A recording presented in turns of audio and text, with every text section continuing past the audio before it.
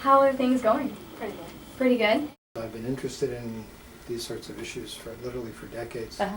but I've never really seen a compilation of the mediators of poverty, because poverty by itself, is not necessarily, a bad thing, or doesn't always have an adverse outcome. Sadly, in the 21st century, it's the overwhelming majority of kids are exposed to the more negative aspects, the more negative, if you will, mediators of adverse outcomes for poverty, like housing, like nutrition, like neighborhood violence, like single-parent families. No place for the kids to go to play, no parks.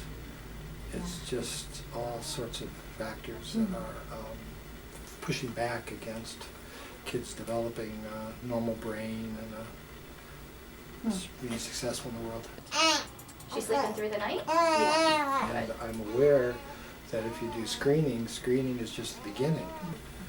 The clinical, the more narrow, if you will, the clinical perspective will be, well, if I can't do anything about it as an individual practitioner, then why should I be doing it? Well, if you step back from a public health perspective, how are you going to make things better if you don't document the need and the lack of resources to address those needs?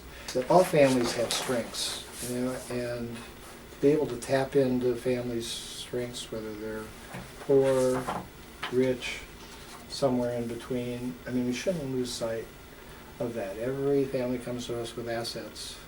Every community has assets as well as certain needs. So from a public health perspective, I think these sorts of activities kind of help define the individual local communities and that profile. Good job!